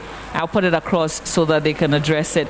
But Dr. Siedebekun, do you have concerns with what I raised with George in terms of the blood clots? Is that making the work a lot more difficult? Thank you very much. Apparently, I would say that a few days ago, we were kind of concerned because it was, is it really true? But after a few other days, you realize that, there's a lot of politics in terms of medicines and vaccines. So the idea is that, is there the evidence? Clearly, as we speak now, there's no evidence of causality. That you take the vaccine, there's a high likelihood that you're going to get any blood clots. And you see, what has been analyzed is that they try to look at the incidence of blood clots in persons who have not been vaccinated and then those who have been vaccinated. And clearly there's no increasing evidence that when you vaccinate, you are likely to get blood clots. So I think that for now, it's not deterring the Ghanaians. And if you look at we as a service, I think our concern is making sure that we get enough vaccines, because we don't want to exhaust this 600,000 and then we are going to have a lack of no vaccines. So we think that, as was said by the photo, the idea is gradually we are trying to overcome this vaccine hesitancy thing. So for us, for now, we are not very much concerned about the report of clots. What we are concerned about is making sure that we have enough vaccines for the Ghanaians to be vaccinated. And Madam Afutu, is this also hampering your efforts at getting people educated in terms of what Europe is reporting? Yes, it's a new thing that has come. So we also have a bit of challenge. But what we keep telling them is that it hasn't been established whether it's linked to the vaccines. And if you look at the sensitization activities, that's why the health professionals, they are saying that it's adverse events, not effects actually, because it cannot be linked to the vaccine. Not every problem that you have is linked to the vaccine. And this one, it hasn't been established. So that is what we have also been telling the public. So after the statement that will be issued this afternoon, then we'll also ensure that we take that on board and get people to understand that it has no relation with the vaccine at all. And for that matter, we need to prepare ourselves and get vaccinated when it's available. Okay. Dr. Sedi, is there a reason we're not using the vaccines from Russia yet, even though the FDA has approved? Yeah, so the reason is that we need numbers. You see, we need to get a good plan, and it's about numbers. So we have, for now, FDA has registered AstraZeneca and Sputnik, but we haven't gotten the numbers of Sputnik for us to get a clear plan. So when you say the numbers of the Sputnik, what do you mean? No, so let's say our plan for the country is we want to vaccinate 20 million Ghanaians. 20 million. And so if you have, let's say, 10,000, I mean, how are you going to distribute it? It's too minute number. So that's why we are expecting to get some large numbers of the Sputnik in the next few days or a week. And then we'll now see how to roll it out. So for now, it's about the numbers. That's why we have not started using the Sputnik. Clearly, it has been registered, so it's safe for use in Ghana. So all we are waiting for is to get the right. Let me say that for now, if you look at our plan, we are expected to get let's say over 2 million doses of the COVAX vaccines. So then in that case, we're going to see how best to get it done.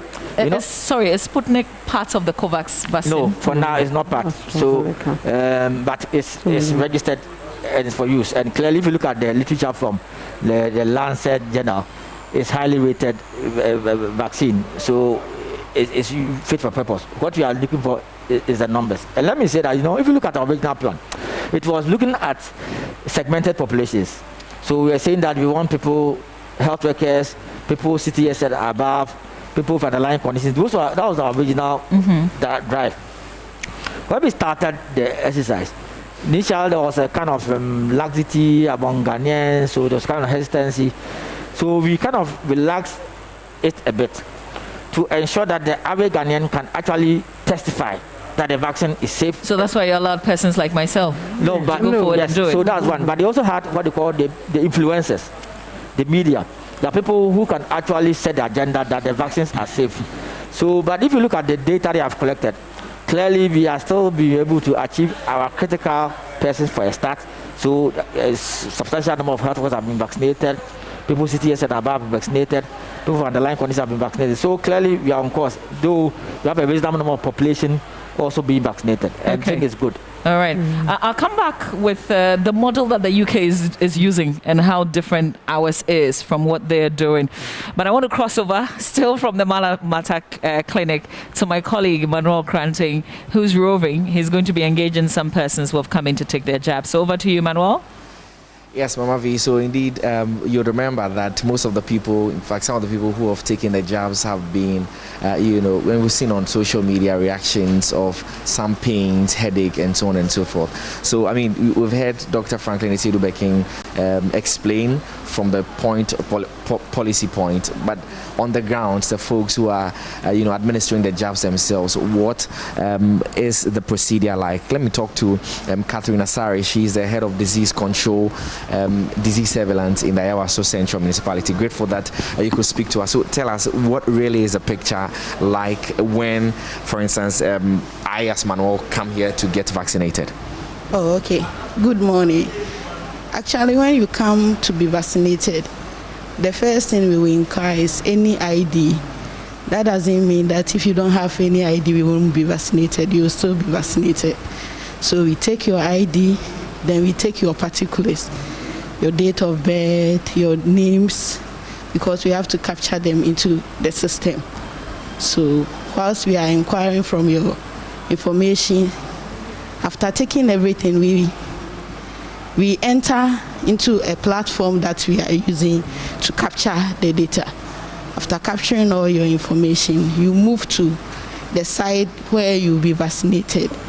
So for the vaccination, we are vaccinating. The site is the left upper arm, and then it's intramuscular. So then, what does that mean? The needle should go 90% into 90 degrees, into the muscles. It should go straight. So is that a reason we have pains in the muscle? Because we've had some medical experts explain that the reason for the pain is how the muscle is breached. Is that the reason? I can say yes, but whichever way there will be pain, whichever angle that the vaccine is introduced, because we are just introducing a foreign body, we are just breaking through the muscle, so still there will be pain. So technically, it's like getting a small sore on your skin, but this time around in the muscle. Yes, please. Okay, so that would explain the reason you have this. So I'll come back to you. So she says I will take vitals and all that, but and this is Joseph Intifo, is one of the officers here. I mean, what is the use of taking all the data that you are taking? A few of the reaction that we've seen on social media is people say that we're going to use this data to provide passport, and if you don't take the vaccine, you cannot access healthcare, you cannot go to market and shop, you cannot go have access to public services and so on. What really is the reason you are taking the data? Good morning to our cherished listeners. I will start your question by the data in health sector. No matter where you will find yourself, whether OPD service or whatever, you have to get your data. So the same procedure that we are using, but this time around we are not using paper, we are going paperless. So we are in technological era, so we have to capture your data for future reference. That's why we are taking your particulars. Has it got anything to do with the second shot? Because we know with the AstraZeneca jabs, there are two, the first shot and the second shot. Data you are collecting, has it got anything to do with the second shot? Yes. They have designed the system in such a way that if I can open it, you will see that you have a section under the forms which shows the first dose, second dose. So they have provided a column in the tablet so that shows that yes. So if I take my first shot today, when am I supposed to come for the second? 8 weeks interval. 8 weeks interval. Yes, please. So currently, if you are taking it today, your next shot will be on the 13th of May. Yeah. I'll come back to you, Joseph, and let me speak to this lady here. She just took her job. Pacho, ufili fine. Pacho, I. Ebanese na obai. Ote vaccination hu sem finfa. Oh, me pacho, lady ka me tie fu nyina. Ne mte ya ne say yes, ya bia by friend coronavirus. But so bia anhwe ne hu yi. Ma umpie, ma nante basa. Nti no. Ndie enwan say ye shefi ndie pie pa de mimpie bi. A chire na mete say aban de enro we yaba say ye mewo. Eni nti na ma me ba ya ba bewo. Ote wo radio na ote wo TV. Na me de da bia me she mimpie nti me TV hu. Nti me hu TV so. Na wo ye say wo be ba na wo nsuro. Oh, there be minsuro. because ansana abanye di kan awo ne de enye hu. So you heard her explain to me how she got to know about the jab. She says that she's restricted herself not to move out of her house because of fear of contracting the virus. And indeed, she's been watching TV and listening to radio. That's how come she got the information that there was a vaccination program actually ongoing. She decided to come. I asked a follow-up if she wasn't scared, given the the issues that are going around about headaches and so on. Then I'll be catching it as form movie na omumbe woy na omusuru se ombe wa bibi be yomo.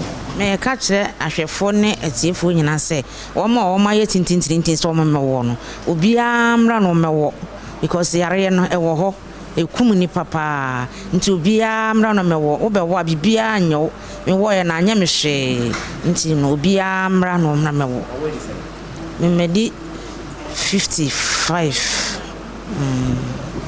So she's a 55-year-old lady. She just took the jab, and she's encouraging everyone who is, adamant, in fact, having skepticism to come out and take the jab, because really there's nothing to be scared about. I'll wrap it all up with Kate finally, and get Kate to tell us what a few of the things that they've heard. So as you're vaccinating, do people come back to you with complaints of headaches and those side effects? Yeah, they do come. As at now, we have listed 11 AEFIs, and about 5 of them reported to the facility for management. 5. How many have you vaccinated so far? We started on 2nd March. As at yesterday, the municipality have vaccinated 6,481, and then 5 of them came to the facility complaining of AEFI. So the 5 of them, further investigations were made. 2 of them were malaria. 1 man was hypertensive and has defaulted for the past 3 months, not taking the medication. So we just put him back on medication. The other one was muscle pains. So after investigations, she said we got to know that it's nothing serious. So we don't have any serious AEFI, but the normal one that has been listed out there that we've been. In excess of 6,000 people have been vaccinated in the Ayawaso municipality, Ayawaso Central municipality. Just 5 people reported with reactions, and out of the 5, 2 of them had nothing to do with the vaccine, and just 1 or 2 people. That should give a picture of confidence in the vaccine, no? Actually, those that reported were 11. And then 5 of them reported to the facility for management. That's where further investigations were made to know actually the cause of whatever they were feeling as at that time. So it's been pretty smooth here at the Ayawaso Central Municipality. So you're hearing, this is just a brief interaction I've been having with the vaccinators here at the Malamata clinic, and essentially a really good picture of not so many side effects. Out of in excess of 6,000 people and over, just 11 people reported with side effects, and out of the 11, 5 were investigated, show that just 2 had anything to do with the vaccine, which of course has to do with the muscle pain, which is the breaching of the muscle. We are told at 90 degrees. And so if you're out there and you have not taken your jabs yet, perhaps this is a cue to you to go out and get vaccinated against COVID-19. Mamavi, I think we can hand over back to you now. Yeah, thanks a lot, Manuel. I've seen 3 gentlemen walk in whilst you were having that conversation. I don't know if the Ghana Health Service, Dr. Esiedobekun, you have a good breakdown of, in terms of data, who is taking the jab, how old are they, and whether they're male or female. I'll give you some time to pull that out if you do have it. But I have just visited the Ghana Health Service website, and this is the data as they have it today on the website. Again, I also don't know if there's an update that you want to help us with, but 705 persons have died from COVID-19. There are 47 persons who are in severe conditions and 18 in critical condition as well. Active cases 3,621. The figures are dropping, even though the death, the figures in terms of those who have died keep rising. What is happening? How do you break down this kind of data, Dr. Siribakwe? Okay, so I don't know which one. Should I talk about the vaccine data or this one? No, let's talk about this one. Okay, so if you look at the data in Ghana, you know, our biggest hotspots are Greater Accra and Ashanti. What is happening is that the incidence of the cases in Greater Accra and Ashanti are actually dropping, and that's how it's actually affecting the national figure. But we can see that there are certain regions that appears to be getting more cases. So like Upper East and Volta. Upper East and Volta? Yes, Volta. Okay. Particularly Upper East is coming down, but Volta is seeing some reasonable number of cases. So that is, so though globally, like as a national database, they are going down. There are 1 or 2 regions that are going up. But in terms of the deaths, you see what is happening is that it's actually more of what they call batch reporting. You see, unlike the case report, which is on a daily basis, the deaths is based on as they are collected. So it is not. So what we are coming clear is to be clear about the date of death. This is the date of report. So for epidemiological purposes, the best indicator is the date of death.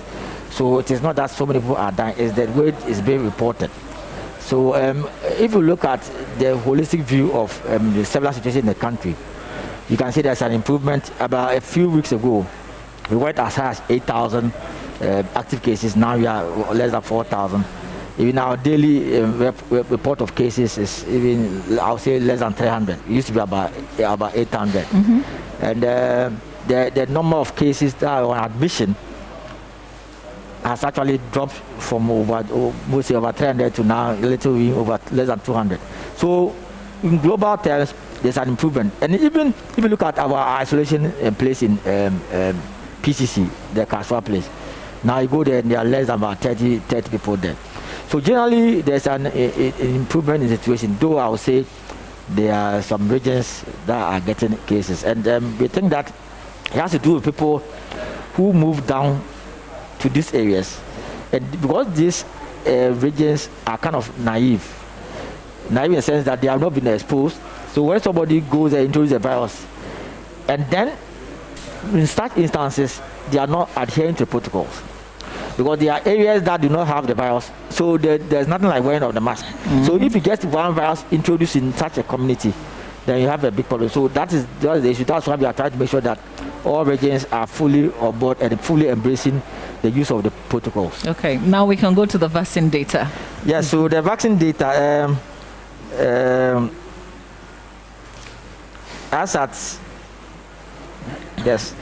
7 p.m.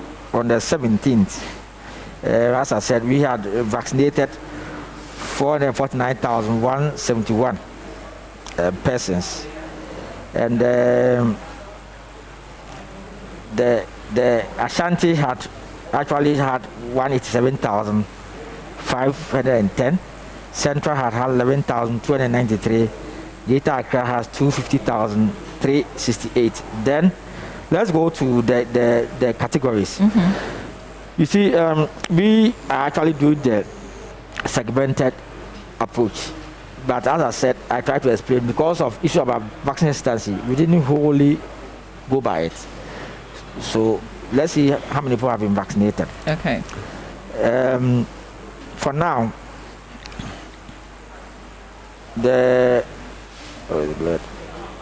yes. So the highest is people 60 years and above. Okay. So that one we have is 99,305. Then we have the general population, that's people 18 years and above. They are 87,092. You have health workers. You have 72,332. Then we have people with underlying conditions. You have 63,033, and it goes down. And let me see the media. Media is 3,063. Then you have teachers 18,000. So clearly, if you look at our segmented population, we think that our critical ones are captured. What is coming in as a supposed outsider is the population, the general population. Okay. But we think that is good for us. It help us to address the vaccine hesitancy, because they can go to their friends and relatives and tell them that the vaccine is safe and it works. Okay. So have you achieved your targets in terms of what you set out to do in the first 2 weeks? Yes. I think that we are. If you want to look at it in terms of coverages, I think we are about 80%. And as I said, we have not fully entered the data. So I think that's what we wanted to achieve. We are clearly on course, and we are hoping to get more than 500,000 people vaccinated at the end of the exercise. Okay. Well, there are some questions that I still want to ask, but just to remind our viewers, if you've just tuned in and you're watching, you're wondering what's happening, I'm sure you've heard vaccine. Yes, it's a series of vaccination conversations that we're having, so you can clarify certain things in your mind as you get ready to get out there to go and get your jab. We call it the COVID-19 vaccine conversations, the rollout stories and lessons. And my guest from the Ghana Health Service, from the NCCE and from the FDA, we're coming to you from the Malam Atta Market. And my colleague Manuel Kranting is also here. He is roving and talking to persons who have visited the facility to take their vaccinations. So I want to engage George now. I wanted to put this question to Dr. Siedu Bekwing, but I probably would start with you. What's the difference between what the UK is doing and what Ghana is doing? So I have cousins, for instance, who would say they haven't been given the notification to go out there and take the jab. They're concentrating on a certain group. What are we doing? Or maybe I should get Dr. Bekwing to Yeah. So I think that you see, basically what the vaccination does is, one, you want to reduce infection, and two, minimize severity of infection and possible death. So you ask yourself, which people in the general population are we likely to be infected? Which people are you likely to have severe disease and maybe die? So that's why all over the world, the first group is health workers. So every country, they have first group because they are the people who are likely to be infected. And also when they are infected, it has effect on the general population. So every country is trying to vaccinate the health workers. What Ghana has done is that Ghana, we have 4 groups. So we have the first group, which is health workers. They have the people. Ghana, we have a very youthful population. So we are saying our age is 60 and above. Other countries is 85 and things like that. In the UK, I think that's what they are using. And then we also have people with underlying conditions, because they are people likely to die or have severe disease. So that's in our first group. But we have gone ahead to say that we need to, Ghana must rule. So we need to have the arms of government also as part. And then the frontline security services. So this consists of our first group in Ghana. Our second group is the people in the essential services, water, telecommunication, and those are the people for the second group.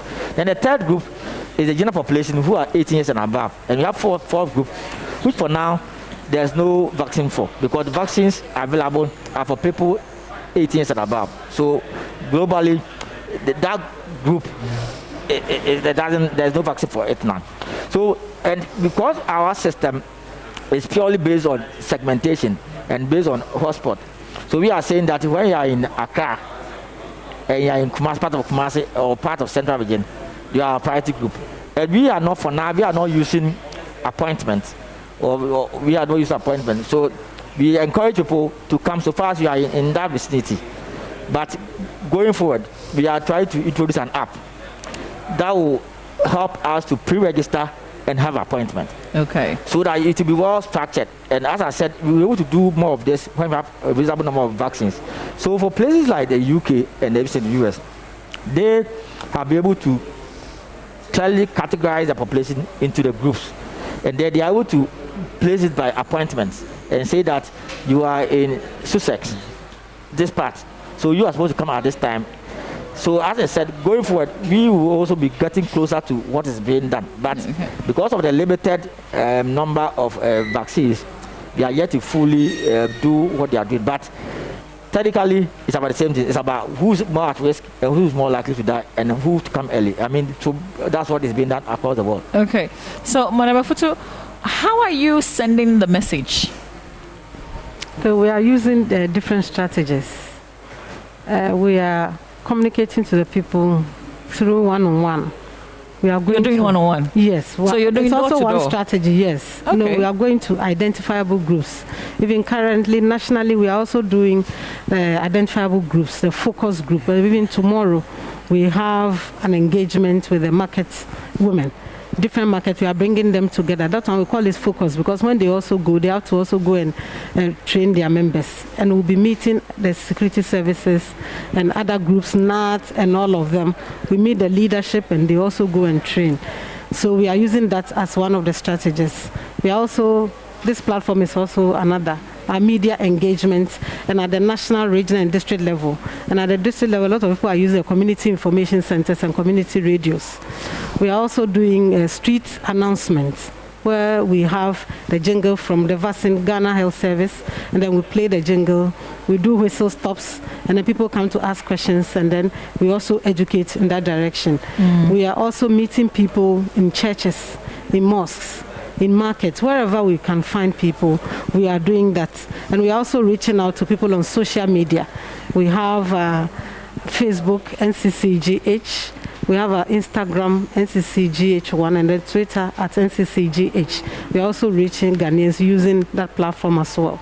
So we are doing a mixed means of communication to reach out to the people of Ghana. If you had more resources, i.e. money, vehicles, etc., what do you think you could have done more in addition to what you've just mentioned to us? Yes, in addition, we would have intensified activities, because if every district has a vehicle and we just record the messages, we just move around and we just get around and engage one-on-one, door-to-door and all that. So currently, some don't have vehicles, some also have motorbikes, and some have vehicles, so we are going around doing what is needed. So that is what we are doing currently. So if we get more support, we'll intensify our activities. But notwithstanding, we are engaging Ghanaians to ensure that we get every person in every hamlet across the country to get him or herself readiness. So that when it gets to their turn, they can get and then come and get vaccinated. The Commission's work is crucial to what the FDA does. Shouldn't the FDA be reaching out and handing over some of your resources to the Commission? I guess that's another conversation. I'm not going to put you on the spot. But in terms of when people record some of these side effects, what kind of help do you give them? Because you've asked us to let you know, the FDA. So what kind of help do you give? What we do is that every report we receive, we follow up on the one who reported.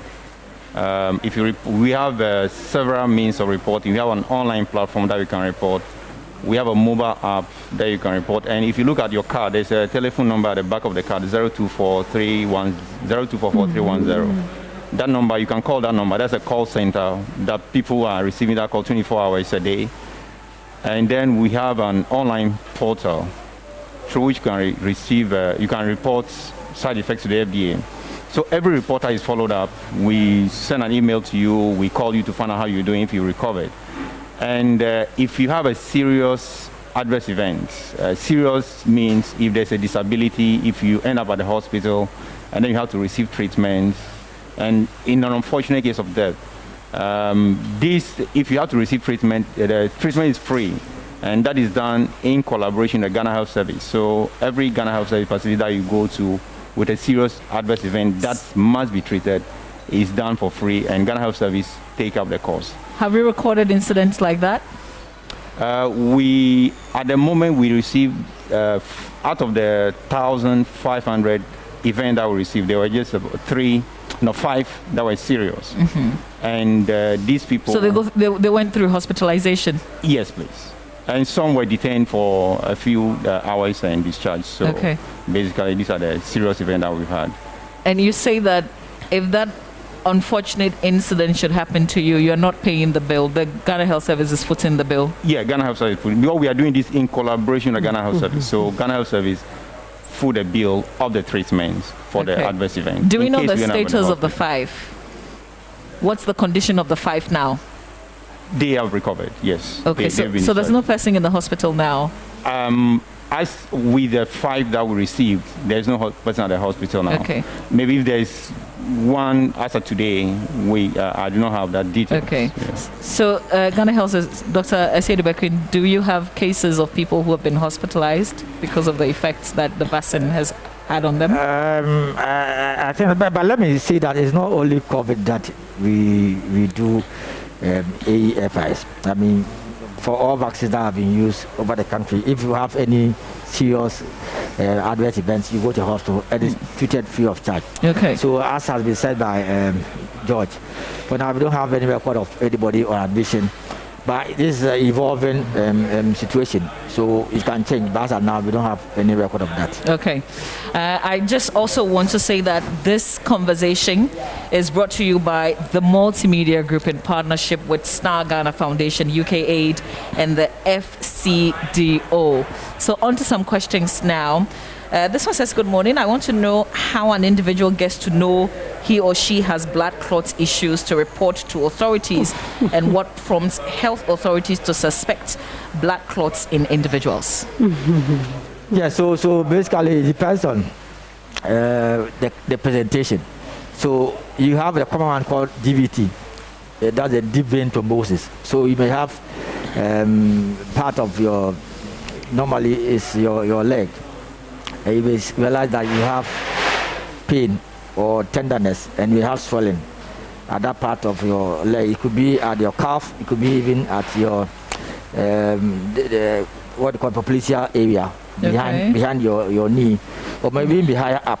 So you have severe pain there, and then it may even be hot, and your leg will be swollen. Then let's say if you have severe one, it may enter your lung and it may affect your breathing. So those are the signs of the thrombosis or the embolism may occur. So in that case, it becomes a serious event that you cannot afford to stay at home. You need to go to hospital, and they need to do a lot of investigations, X-ray, Doppler, that you can actually find. So clearly now. And how long does it last after getting the COVID-19 vaccine? Apparently, the available literature is saying that you start getting the immunity after like 2 weeks, but the duration or the extent is not very certain yet. You know, these are new vaccines that are still being studied. So for now, we are not very sure whether when you take the AstraZeneca, it will be immunized for 2 years or 3 years. But what I want to say is that it's an aggregation of your immunity. So if you get the first dose, get some level of immunity, and then get the second one, that's how you can start assessing your degree of immunity. So you cannot just take one dose and decide you only take the second dose. So do I have a certain amount of immunity now with the first jab? Yes.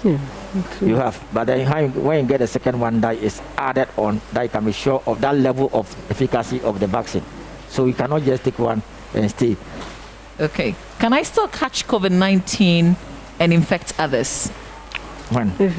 Can I, as in, if you've taken the vaccine, can you still get COVID-19? No, I think that it depends on the stage. You see, normally you get immunized, let's say after 2 weeks. So let's say if you have been exposed and within the first 2 weeks, they can get the infection and then you can infect others. But typically, when you have gotten, let's say, the 2 doses of AstraZeneca, that it gives you some level of immunity that prevents you from getting the degree of infection for you to infect others. Okay.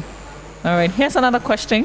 This person says, I took mine yesterday. I took paracetamol 45 minutes prior to the injection and 8 hours after injection. The only pain I feel is just at the yourself. Thank you for the feedback. This one says, I had my vaccination on Friday and it's the worst thing that has ever happened to me. Till today, I still have the side effects and it's not getting better at all. Never will I go for the second vaccination. Okay, so this person feels strongly. He says, no way. But if you are still watching, and I know that you're still watching, kindly send us exactly what is happening to you in terms of how you're feeling. This one also says, have the vaccination started for the under 30s? And again, you're saying we're not categorizing in that sense. No, you see, as I said, our segmentation typically is for people 60 years and above, and then people who have underlying conditions, and then health workers. So there are some targeted groups for now. But because there was this issue about hesitancy, we kind of relax it a bit. But I think that it is good for us to be clear in our mind that this first phase is for some certain category of persons. Okay. So it would be good that, let's say, you allow a 65-year-old person to get a vaccine than a 30-year-old person. Okay. I mean, in terms of outcomes. Okay. So, I mean, we will encourage Ghanaians to take it, but let's try and make sure that those who are more at risk get it earlier than you. Okay. This one. But there are some group who get the infection and come out with severe disease, and realize that they are people who have conditions like hypertension, diabetes, even cancer. They have some level of lowered immunity. So when they get the infection, they get severe disease. So those are a prioritized group that we try to make sure they are vaccinated and then we don't get bad outcomes. Okay. All right, this conversation, our COVID-19 vaccine conversations, the rollout stories and lessons will be coming to a close in a little bit, but it's brought to you by the Multimedia Group in partnership with Star Ghana Foundation, UK Aid, and the FCDO. The Ghana Health Service, the NCCE, and the FDA are my guests this morning here on the show. We're coming to you from the Malam Attack Clinic, and we also have persons who are taking their jab. And I guess Dr. Siedu Bekwim will be happy because most of the people we've seen walking are elderly. At least we can say for setting that they are about 50, which is the target that you want to hit. But to go back on the 30th of April to take the booster. Second dose. Okay. Would I be sure that you have my vaccine? Oh yes. So if you look at the country's plan, we are expecting a reasonable number of doses of AstraZeneca and possibly Sputnik in the next few weeks to come. What we see, if you look at the regimen of the AstraZeneca, to do first dose and then repeat after 8 weeks, but then even there's a space up to 4 weeks. So the time you're supposed to take yours is 8 to 12 weeks. But we are expecting over 2 million doses of AstraZeneca the next, let's say, 4 weeks to 5 weeks. So by that time yours is due and mine will be due, there will be a reasonable number of AstraZeneca. And then we are also procuring the Sputnik V. I want to say that for now we are not combining two separate vaccines. So you cannot take AstraZeneca and go to Sputnik. But it's early days yet. There's a lot of study being done whether you can do interchangeable vaccines. But for now, it's not like that. So you take AstraZeneca, you repeat with AstraZeneca. You take Sputnik, you repeat with Sputnik. So don't be much allayed. You get the vaccines when it's time. Okay. What happens if I lose my card? Yeah, so you see, that's why the registration is done. So all your personal information is on it. They even took your email address, your phone address. So when it's time, you'll be called and notified that it's time to come for your second dose. Okay. All right. So even if I lose it, is there a reason? Side effects or side adverse events that may occur. You want to know, if you look at even what is happening in Europe, there are some instances that they withdraw some batch numbers. They are not saying the whole vaccine. So is it possible that there's a problem with some batch numbers? So that's what they record for you to be recalled when there's a problem. Okay. So George, and in ending the conversation, I'd like you to tell us again why the FDA is not recommending that we pause this vaccination. Just like what some European countries have done, and we're going on. We're actually asking people to still come forward and do this. Yeah, so what I want to say is that I explained to the viewers that the FDA, Ghana has one of the best systems in the world for safety monitoring of vaccines and other medicinal products.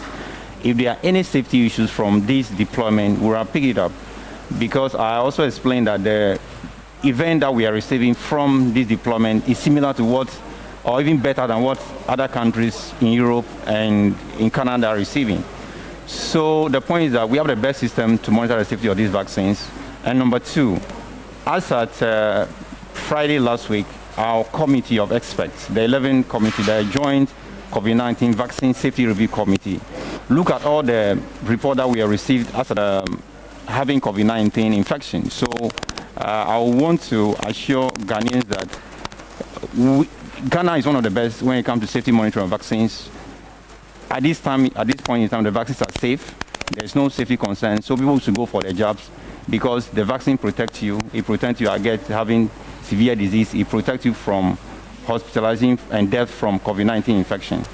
And in case the gentleman who sent a message that he has the worst event is still watching, I would like to encourage him to look at the number, the 024 number on the card. Okay. Is it the same number? Yes. Okay, so I guess I can go over what is here. 0244 310 297. 0244 310 297. That's the number to you. Yes. Okay. So can call this number or download the app and reports, and we'll follow up. The reason is that we are interested in every single case or every single event that happened to any vaccine recipient, and that's the way that we can continue to say with confidence that the vaccine is safe. Because if nobody is reporting, we cannot continue to say that the vaccine is safe. So we plead with the public: the vaccine is safe, but everything you experience, if you experience fever, if you experience injection site pain, if you experience muscle pain, headache, and etc., just call the number there or download the app or go online and report to the FDA, and we'll follow up. We'll collect this data and then submit to our committee, continue to analyze and see if the vaccine continues to be safe in the general public. Okay. All right, Madam Afutu, you're taking your job tomorrow. Do you have any personal fears? Oh no, I'll take it right after the program. No fears, because my husband and my children have taken it. Oh, okay. Yes, all right. They didn't experience any adverse events after that. Okay, that's great. I also take mine. But to conclude, I would like to say that all Ghanaians, citizens of Ghana, should join hands with NCC, the Ghana Health Service, and all health promotion units in the fight against COVID-19. And finally, with the Ghana Health Service, do you have challenges right now with the vaccinations where we are? For now, I think that is going well. We don't have obvious challenges. I think as I'm looking at the place, yes, I'm seeing people 50 years and above, and so I think it's fine. It's fitting into our segmented population. So we are not trying to exclude the others, but we think that there are people who are more likely to get severe form of the disease. That's why we are putting them as a higher level of segmentation. So we think that we to go like that. We want to also tell Ghanaians that if you look at our dashboard, it appears that the disease burden is improving. But it's happening in the sense that people are actually conforming to the protocols. Before Xmas, we were having about 800 cases as active. When we went for Xmas, it had so many of our friends coming from the UK, the US, and we also decided not to obey any of the protocols. Within a matter of weeks, we went to 8,000. It tells you that the risk of explosion still exists, so that we are safe for the infection. So let's stick to the protocols, wear our mask, wash our hands with soap and running water, maintain the social distancing, and also get vaccinated when it's time. Okay. Do you expect that if we see any under 30s or 18s, they can be turned away? No. We don't do that. We don't do that. But as far as we are concerned, we want to make sure that Ghanaians are vaccinated. The aim of the government is 20 billion Ghanaians to be vaccinated. Okay. All right. Well, thank you very much, gentlemen and lady. I wish you well, the NCC, as you embark on another leg of the campaign tomorrow. Thank you, George, for being here on the FDA's angle, and certainly thank you to you, Dr. Franklin Esiedu-Bekwing, who is Director of Public Health at the Ghana Health Service. We'd like to say a big thank you to our partners, Star Ghana Foundation, with funding from UK Aid and FCDO. But this is brought to you by the Multimedia Group. So look out for our series of conversations on the vaccines, the rollout, and the lessons, because obviously there's so much information out there, and sometimes it's difficult to figure out which one is right or wrong. And sometimes when you get the wrong info came to you live from the clinic, we're taking you back to the studio. Benjamin will be ending the show from there. Thanks to the entire production team, our director on the ground as well. See you soon.